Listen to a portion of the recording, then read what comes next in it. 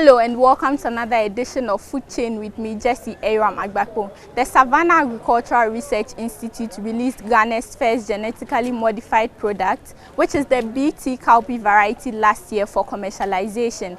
Today on Food Chain, OFAP Ghana was in the northern region to assess the preparedness of farmers to plant the new cowpea variety in this cropping season. Stay with me. Ghana officially approved the genetically modified cowpea variety known as Sunotra for commercial release in 2024, and it was the country's first genetically modified crop approval. According to scientists, research conducted in northern Ghana has demonstrated that Sunotra is resistant to the legume pod borer and offers environmental and economic benefits. Economic analysis also shows that Sunotra will have a high return on investment, demonstrating the potential of biotechnology to enhance agricultural productivity. Principal investigator of biotechnology cowpea variety, Dr. Jerry Mboyine, indicates that the new variety will be free of the challenges associated with the conventional cowpea seeds. Generally, the main problem with cowpea is just the challenge of insect pests that the crop has to struggle with. So we have all kinds of pests on it, but then among the insects on it, the most important one is what we call the legume pod borer or the Maruca vitrata. So that is the main one that farmers generally struggle with. And once you have that particular pest coming on your field, you can lose up to 80% of the farm to that pest, and that is because it will destroy all your flowers and then proceed to destroy whatever pores that you are getting, which means that you will not have much access to any of the grains that you are actually interested in. So that is the main challenge that farmers usually face as far as cowpea production is concerned, and that is with the conventional one. In the whole of Ghana, it is the only approved cowpea for cultivation, or the only approved GM crop for cultivation. No other GM crop is approved for cultivation in Ghana apart from that one. So how it works is that the moment you have the flowers coming up, any attempt by the Maruca pod borer to feed on the flowers, they don't succeed. The Maruca will die.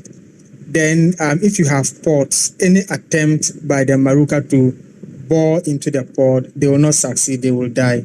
So basically, it acts by making sure that it kills any attempt by the newly hatched Maruca to feed on the flowers or on the pod. It will not succeed in doing that.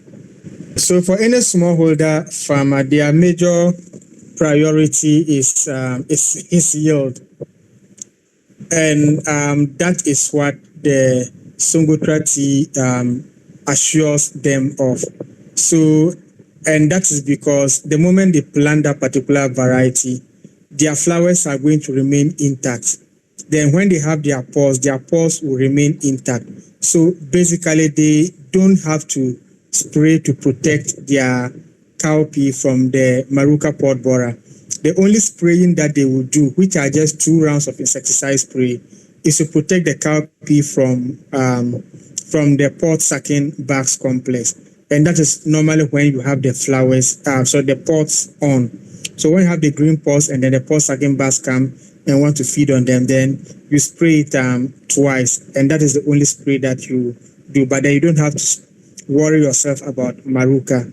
And what that eventually means is that you are able to get up to a lot of yield from your cowpea compared to the conventional ones that don't have the resistance to the legume pod borer. He adds that the genetically modified cowpea variety possesses the ability to withstand effects of climate change, and its environmental benefits reinforce the sustainability of the GM cowpea as an alternative to traditional pest management strategies. Let me just share some experiences with you. We planted some cowpea, I think that was about 2 years ago. It was a trial. So by mistake, the person who was supposed to spray, do the normal 2 rounds of insecticide spray, forgot and did not do that. So what we realized was that there was absolutely no yield from all the conventional materials that were sprayed, and that was normal. But then with the Sunotra tea, we still had some yields coming out of it, though it was not high, but then it still has some appreciable amount of yield. So that just tells you how resilient that particular variety is. So even under that high pest pressure, because it was able to overcome damage by maruca, both during the flowering and then the podding stages, it still produced some grains that could be harvested, though not as much as you would have had if you were able to apply those 2 rounds of insecticide spray. But for the non-GM varieties, there was zero yield. We got absolutely nothing. That is one example. Then let me share a recent experience with you, and even something that happened a lot more recently. So last year, there was a bit of drought in northern Ghana. Yeah, it rained on the 8th of July. And after that rain, it never rained until 21st of August, until around 20th, 21st of August. And normally cowpea will be planted somewhere ending of July. So what it means is that at the time we're supposed to be planting cowpea, there was no moisture to plant cowpea in northern Ghana. So if I know cowpea farmer could plant. So planting of cowpea started on that 20th, 21st when we had rains. And under normal circumstance, no one will plant cowpea around that time of the year because you consider it to be too late to plant cowpea. But then that was when we had rains, and everyone was hoping that the rains will extend at least a bit into November so that they could harvest from whatever they were planting. The interesting thing is that in October, by the second week of October, there was no rain again. Now, this is the interesting thing. All those who had the small packs of Sunotra tea that were distributed during the product launch, when they planted it, they had some very good yields. But then those who planted the conventional cowpea materials that we had, they had zero yield. There was complete crop failure. And why did this situation arise? It was two things. One, the Sunotra tea had the inbuilt resistance to maruca, which gave it the first advantage. Then the second one was that it was early maturing, unlike the other cowpea varieties. So because of that, under that particular condition, it was able to produce an appreciable amount of yield for the farmers. So even seed companies who planted late into August, they still had appreciable amount of cowpea seeds that are available for marketing this year. But those who were dealing purely with the conventional ones and those that are late in maturity, they had zero yields. Dr. Mboyine also noted that Ghana's decision to commercialize Sunotra tea strengthens the case for broader adoption of this biotechnology in the region, assuring farmers of availability of seeds all year round. Let's remember that seed marketing is regulated by the Ministry of Agriculture. So they determine the prices annually. We are not going to sell the Sunotra tea at a price different from what is recommended by the ministry. So the price at which you will buy your conventional cowpea, it is the same price that you are going to buy this Sunotra tea, which has inherent resistance to the legume pod borer. So that is the first point. So price is not an issue here. Now let's come to availability. I am happy to say that, you see, because we were running an ambitious project, last year, the moment we had the environmental release, we put in a lot of effort into making sure that we produce a lot of early generation seed that the seed companies can pick up. So as I talk to you now, we have a little over 7,000 kilograms of seed, that is 7 tons of seed, that is available at the Institute. And since last month, people come in to buy the quantities that they need to go and multiply. And when I say people, I'm referring to seed companies because we produce for seed companies to pick up for marketing. So as far as I'm concerned, at the project level, we are doing everything possible to ensure that we have sufficient quantities available for anyone who wants to buy them for multiplication. So there isn't any restriction. As I tell you now, you will struggle to get other cowpea varieties because of the weather failure last year. But then we have made sure that we have sufficient quantities of high quality seed that is available at the institute, and you can just walk in, you pay, and then you pick it. If you are not based in Tamale, and you are interested in the seed, you just need to contact the institute. You'll be given an account number, you pay it in, then they will package the seed and then send it to you by bus or whichever means for you to pick up at your collection point. So seed is not an issue. This year, which is the first year of it, is not, and once it is not this year, it will not be in subsequent years. And basically, for seed distribution to be effective, you collaborate with the seed companies. So if organization, from where I'm thinking of, and the organization I'm talking about is the seed companies, because we are working with seed companies so that they can pick up whatever we have produced, multiply to make sure that there is unlimited and unrestricted access to the seeds. Our focus right now is to make sure that the variety that was released last year is doing what we expect it to do. That is increasing yield on farmers' fields and then being available for everybody anywhere in the country to have access to it to cultivate and to be able to reap the benefits from using that particular variety. But definitely the future looks bright. For consumers, what I can assure them is that we are now in a dispensation that the era of buying cowpea that a farmer has sprayed 8-10 times is almost over. And as we get into a state where most farmers begin to cultivate this Sunotra tea, definitely our yields will increase. Definitely the pesticide residue levels will go down because it will not be cowpea that is full of pesticides. And what that also means is that once yields are increasing, cowpea will become more and more affordable. The current state where we have to sometimes of the year you buy a bowl for that's about 2.5 kilos for over 100 cedis. Once we are able to increase production through adoption of this variety, prices will definitely be a lot more affordable, and we can walk into the market and get high quality cowpea at any point in time. For seed producers, the commercialization signifies the beginning of a new era for farmers. They are positive the introduction of the Sunotra tea cowpea variety will reduce the cost of production significantly. Last year, on a limited basis, we're one of the 6 companies that were selected to multiply the seeds for farmers. Because we had issues with rainfall, the season was not that good, but at least we're able to, kickstart, the process.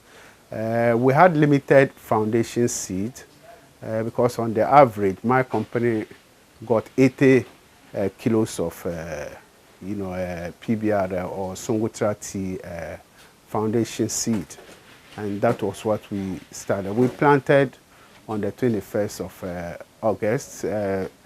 From that point up to harvest, rainfall was not that good, but at least in terms of what we wanted to see on the field, at least it was okay, because in terms of the treatment, in effect, in total, we had about 5 rounds of spray, because it was seed that we're producing, because with this Sunotra tea was with a minimal of 2, you are good to go. But because we needed to deal with other, pests, we had to do the additional spraying so that we are able to get very good seeds, for farmers. As I indicated, yield was not good, but at least in terms of the potential in reducing cost of production, I'm sure we are very clear in our mind. And even within this particular season, we've already submitted, our request in terms of a foundation seed to SARI for them to get us the seed for this current season that we are about to start. So yes, it gives us, the hope that we are able to, get a lot more farmers who will find the production of cowpea to be very profitable. Because if you are doing 8 rounds of spray and you can reduce that to about 2 or 3 on the average, definitely you are making significant reduction in cost. We are also contributing to environmental safety because less use of pesticides, and then you are also able to get your yields improved, because the major obstacle to yield potential for cowpea would have been eliminated. And I believe that it is going to be a game changer in terms of profitability to farmers as well as seed producers. With the effect of the rainfall in the whole of Ghana, especially within the northern sector, it affected our production for the year. And you know that once we have drought, that is the time that you have pests to, getting very stronger on the fields. So because Maruca was engineered to be able to deal with the, PBR was engineered to be able to deal with the Maruca, pest, we realized that at the end of the day, we were better compared to the other varieties that did not have the resistance for, the Maruca.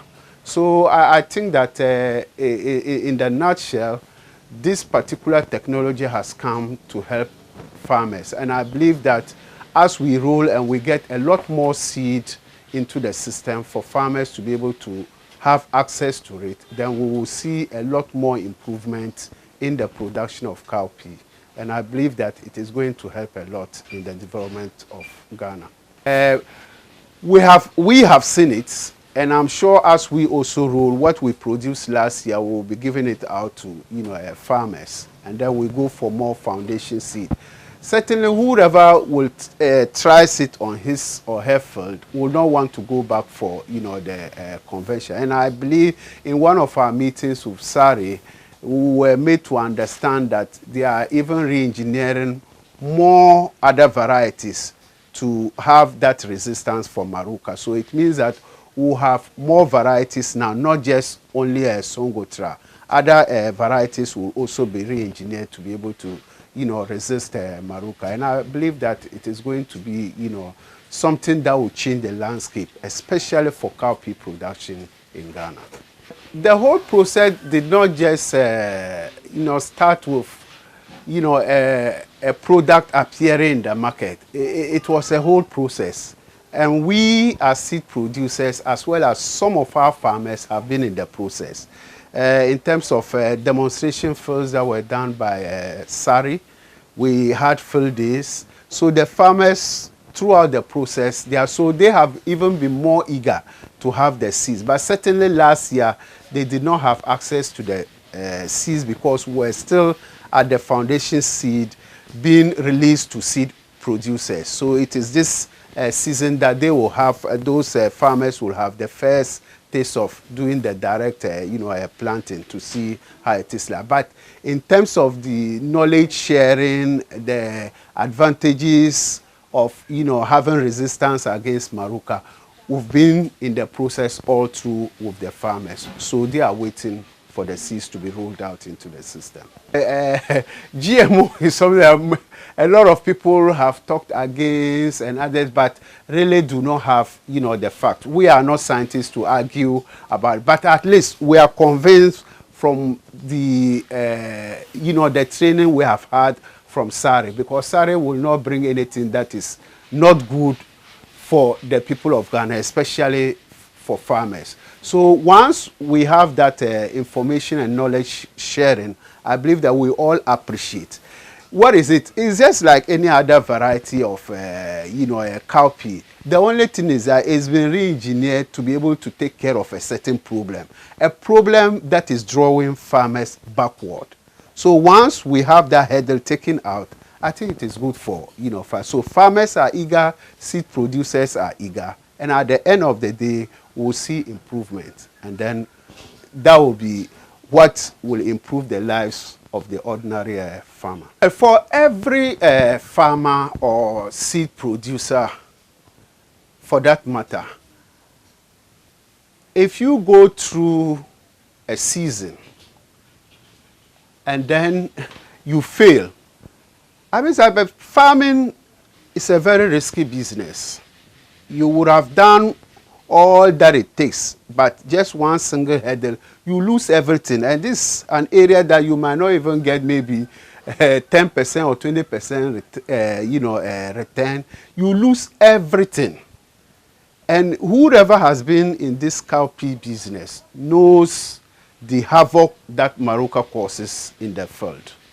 So for every farmer, you would go have 10, 5, 20 acres. At the end of the day, you don't even get anything at all, especially if you delay in harvesting. And for those who will get, you will have to incur a lot of costs in terms of the spraying, rounds that you have to do. So if you have technology that is taking out this burden, certainly everybody will be happy. And for you to go to the field and see at the podding stage or the flowering stage, I mean, you are happy because a major obstacle has been taken care of, and then what is left, you are able to control it easily, like with other, crops. So that is the kind of eagerness that every farmer, including myself, expects to continue. Because in the training process, we were told that we were advised how to prevent against, these insects building resistance, over the period. So these are things that once we are well prepared, we are able to manage and manage it very well. At the end of the day, it becomes profitable, and that is what keeps us, in business. Some farmers in the northern region have welcomed the new Sunotra cowpea variety while looking forward to maximizing their investments in this cropping season.